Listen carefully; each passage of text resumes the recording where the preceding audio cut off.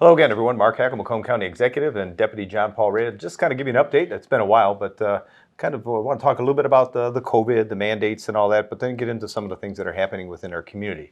When we talk about the COVID issue, I think people have come to the realization we're trying to figure out how do we live with this, and I think our health department has done a great job of dealing with this from the onset. But I think more so when there was this demand to try to mandate things. We didn't do that here in Macomb County. We didn't mandate anything, and we didn't go after businesses or try to force people to wear masks and all that. And I think now we're starting to realize, and you start listening to what's going on, even the mainstream media right now, there's a lot more challenges to the science that people were talking about early on. And I think you're starting to see all these mask mandates in various communities are now being lifted across the country and even more locally here. I think it was Macomb County has just recently got rid of theirs. Oakland County got rid of theirs. We didn't have it. We pushed it down to the localist levels, which is a school board, and I think it should have been a legislative decision. When you have time to legislate, you shouldn't mandate, and I think that's what we did here in Macomb County, and now we're seeing today many of them are following that lead. So again, people just need to take matters into their own hands and be precautionary. We know there's still issues out there. Macomb County Health Department, along with many other outlets, have vaccine available if anybody wants one. And again, I think now we're starting to give them to kids that are 5 years of age and older. It's available too, if you want it. Nobody's mandating it. And the same thing with masks. If you still want to wear one, even though it's not required, you can still wear a mask if you feel uncomfortable. So I think a lot of progress has been made. I think more so where people's mindsets are right now, and it's changed. And so with that, we're very proud of the stand we took here in Macomb County, working with our businesses, working with our schools, and working with the 27 distinct municipalities that make up Macomb County. And credit to our health department specifically for the work that they did in leading us through this particular challenge. Mark, we've had a tremendous amount of successes recently, not only as we are in this next phase of the pandemic, but most importantly, using the strong partnerships that we forge, whether it's with our school districts, whether it's the business communities, whether it's with our 27 unique and distinct municipalities, to not only develop local solutions to challenges that may arise, but provide individuals access to all those tools that you highlighted. Our health department is not only going to be there to provide those resources to individuals should they choose to use them and when they need to use them, but more importantly do so in a respectful manner. I think the best part of where we're at right now is having those relationships, establishing that foundation of trust with the community, and understanding that we're not going to be there to, press anybody. We're not going to be there to, chastise anyone. We're going to be there to be a reasonable voice. We're going to provide solutions, and more importantly, we're going to keep connecting with the community. And I've always looked at it. I buy into the philosophy that, government is there to serve the people, not dictate and mandate what people do in their daily lives. Interesting enough, I think we're seeing it played out right now with what's going on in Canada with the truckers, and, they're obviously making their voices heard through this protest, and I believe it's peaceful from everything I've seen. And with that, it is a challenge economically, when they're shutting off borders and not allowing access. But again, they're trying to, get somebody to understand, one person shouldn't be mandating, and there is one way out of this, a very simple way, rather than having law enforcement be a tool for government, which I 30 years in law enforcement, I've never agreed with that. If there's some type of legislation out there and there's a law that's legislated, then law enforcement is there to enforce that. But a mandate is something completely different. And when you pit law enforcement against the public, that is a very dangerous thing to do and a very damaging thing to do to the reputation of law enforcement officials. So seeing that being played out right now, the big challenge I have is watching, how law enforcement is being kind of used in this particular situation to go after truckers, taking gas cans and taking wood piles and now trying to figure out, how do they arrest people. I mean, it's kind of a sad situation to watch that play out when there's one person, and again, that one person can make a decision right now to come to the table and maybe come up with something that would be more satisfactory to everyone to resolve this issue, and maybe back off on the mandates and get the legislature involved in it. So again, I'm not one that thinks everybody should go up there and tow truck drivers away and take their gas cans and everything. They're making a point, and understandably so. And I think it's time that the government officials, be it Canada or even here in the United States, we're here to listen to the people and make sure that we're an outlet or a resource for them, not demanding and requiring them to do things when we have what I call a representative democracy that can, put laws in place. That's what needs to be done, not mandating or dictating. So again, that's going to be interesting to see how it plays out. And we know we definitely want the economy to get back going again. Yeah. The truckers, I think, are they're making a point, and I just say credit to them for doing it in a way that's peaceful as opposed to some of the other destructive things we've seen throughout last year's protests that we've seen in communities. That was, I think, unacceptable unacceptable behavior on behalf of people. Mark, you just talked about the whole notion of the many voices that are a part of this conversation, and that was one of the foundational things that we always wanted to do throughout this pandemic. Be respectful of an individual's opinion with regards to the pandemic, with regards to the impact of businesses or their day-to-day lives, and even things happening in schools. I think the form in which, these individuals are choosing to express their discontent with a number of standards in Canada is something we're all seeing played out on the international news and cable news every single day. But as you said, the whole notion of the impacts that that's now having on the global economy and obviously trade between us and Canada, those are the types of things that raise it to a whole new level. And as you said, ensuring that it remains peaceful and that there are avenues in which individuals can start to find solutions there too. Yeah, and there needs to be more of a voice of reason, I think, throughout this. And I do believe we had that here in Macomb County. We're very fortunate. The mandates that came down from the state or federal government, I was very disappointed with. We're not seeing any of those from the state and haven't for a while. And I think because they too have realized, there's some question about the science.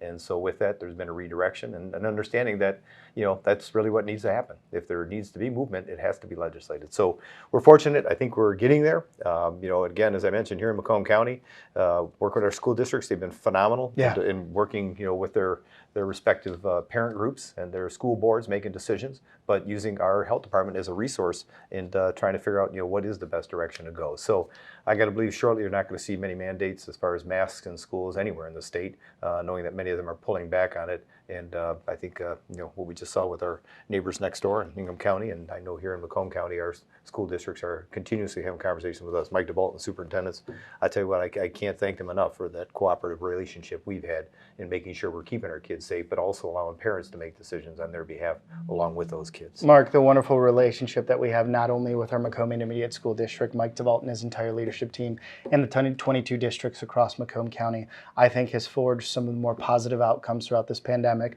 whether it was getting meal delivery to kids, whether it was creating inventive learning environments, whether it's getting additional resources to schools. Those are the types of things that not only have led to productive environments, but now give us a foundation to move forward and get back into the normal course of business. Yeah, and I think we're getting there. So, and talk about food delivery, here in Macomb County, we've got a great asset here when it comes to our Meals on Wheels program. Incredible amount of volunteers that help out and support our senior department in making sure that we get, proper meals to seniors and on a daily basis. And even throughout the pandemic, we were able to do that. Some of the challenges we faced, we had people internally working for the county itself that stepped up to assist, even though there was some elderly senior population that was helping with some of these deliveries. They were a little fearful, so we had to backfill some of those positions, and we still got those meals to those that were in need. However, we are always taking volunteers. There's the two websites we talk about all the time, macombgov.org, the one that you're on right now viewing this video. A lot of information as to what's coming and what's up, what you can do as far as maybe volunteer. You can go to one of the icons or just look a little farther. You'll find something there that kind of maybe can help you help us. And that's basically volunteering for our Meals on Wheels program. And we also use the other one, and it's makemacomb.com. It's become incredibly resourceful for people understanding what's going on in and around the county and the various communities, the 27 that make up Macomb County, and finding things to do. And we know there's a lot of other events and things that are taking place. And with that, what are some of those events? Mark, it's a fantastic time in the county because not only do we have a number of winter and ice festivals happening everywhere from Mount Clemens up to Romeo, we've got the big chili cook-off that's happening this evening over in New Baltimore, which is always a great event too. It's wonderful to see these community events getting back on the calendar. And as Mark highlighted, makemacomb.com. Also find Make Macomb Your Home on Facebook, share, like, and not only see that entire calendar of events, but figure out ways to kind of break the winter haze. And as always, our friends at the HCMA are doing an exceptional job.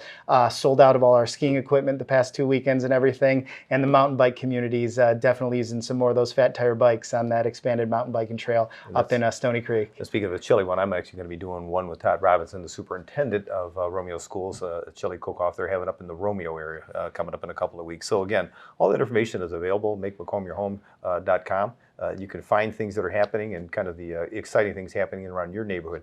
I got to give a shout out to our veterans organization. They're doing a big campaign once again, trying to make sure that the veterans here in Macomb County, there are about 47,000 veterans plus, meaning more than 47,000 here in Macomb County that live in Macomb County. We're very proud of the fact that they chose Macomb to make their home. But with that being said, we always realize, we want to serve those who have served us.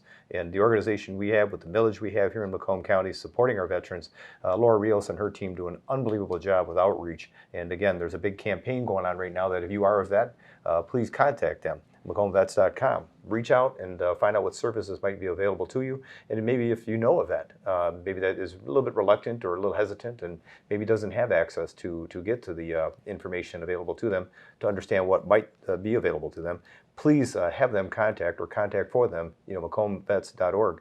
And again, the support that they provide is really incredible. And we're getting a good response from that right now because of the media campaign they just put out. Yeah. And I tell you, they've taken it to a whole nother level here in Macomb County.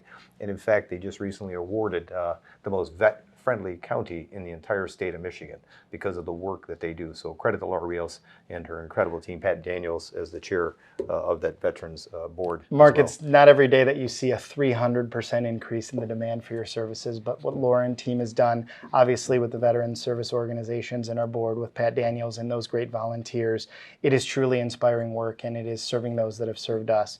Right now the priority is tax preparation. We have one of the largest tax preparation support networks for our veterans, and as Mark highlighted, all those resources are available online, and you have the ability to connect in, whether it's yourselves or a loved one, to those veteran services that are available through the county. Yeah, and we're fortunate. We talk about sometimes the budget. I know I've mentioned this before. We do have some funding that's coming our way through the Arp Funding.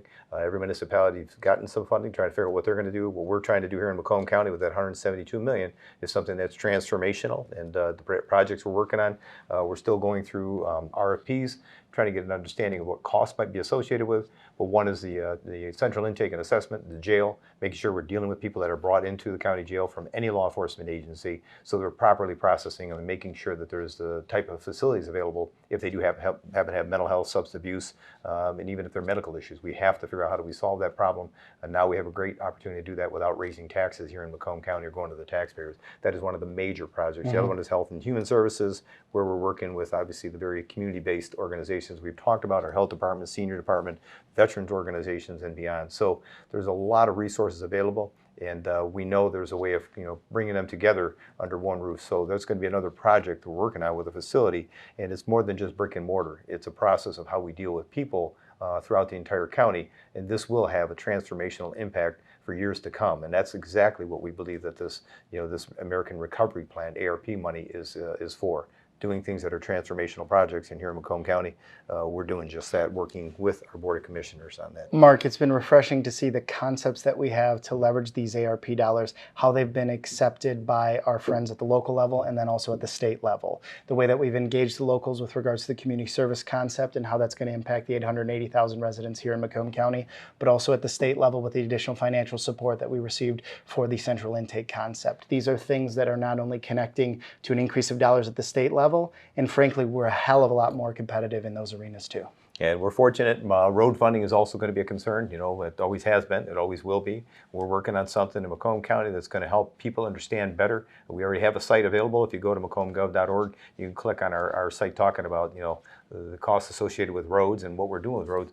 But we're going to be taking that to a whole new level so people truly understand the asset management we have here in Macomb County and what the true cost will be incrementally year after year to really make a difference or have an impact on these roads. Because these one-time fixes or gimmick money that comes from the federal government, state government, don't get me wrong, we will take it. Mm-hmm. But when they start talking about it being billions of dollars, nationally that they're going to be sending out, or millions of dollars from the state that are getting filtered down to the locals, believe me, it's very minimal in the end. And what we always want to do when people talk about the big B's or the big M dollar numbers, we want to make sure that people understand at the local level, what does that really mean? And what does that equate to as far as us being able to fix roads and bridges here in Macomb County? So don't be confused when you hear something coming out, as a press release on behalf of someone that says, we've got a lot of money that's going to be going to roads. You want to know, what does that mean locally? And fortunately, our partnerships with our locals, we're able to do as much as we can. We spend every dollar we have on the roads in the area, but we know that the money we have right now isn't going to fix all the problems, and we continue to get further and further behind. And worse yet, obviously as we still plow these roads, we're at a time now where as soon as we're done plowing, we got to fill some of these potholes. And people think you can fix the road by filling a pothole. That's not exactly how it works. It's kind of a hit and go because there's so many potholes in and around the area, and we know the areas. We know those roads. I hear about it every day. This is one of the biggest challenges we have, is dealing with our roads and the infrastructure, and it's going to continue to be until there's true funding to fix that problem. Mark, we're going to not only bolster our preventative maintenance programs, we're also going to ensure that we're responsive to all the road condition data that we have and have real-time assessment to those trouble spots and get the appropriate road agency out there, whether it's partnering with the state on a trouble area that might arise on M59, whether it's coordinating with the locals if we have concerns with regards to washout areas. Those are things that our team over at Roads with our maintenance team is day in, day out coordinating, and we're going to spend those dollars to the greatest impact of our community. But as you've said time and time again, look, if we fix the funding, we can fix the roads. And unfortunately, that's still the same conversation that's going around right now. Yeah, so we're going to continue to give a true perspective once we hear more about what kind of funding is coming our way, that we're going to be able to have some kind of a true impact on fixing our roads. But in the meantime, we're going to partner with our locals. And I think many people don't realize it's a 50-50 match by law. So we have to have the local support if we're going to be fixing a road in an area.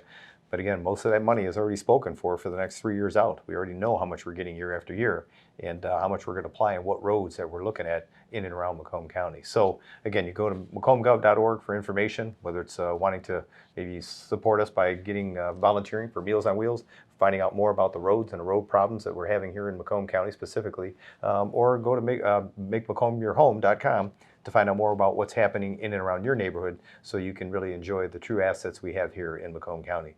In the meantime, as JP and I always say, continue to keep you and your family safe.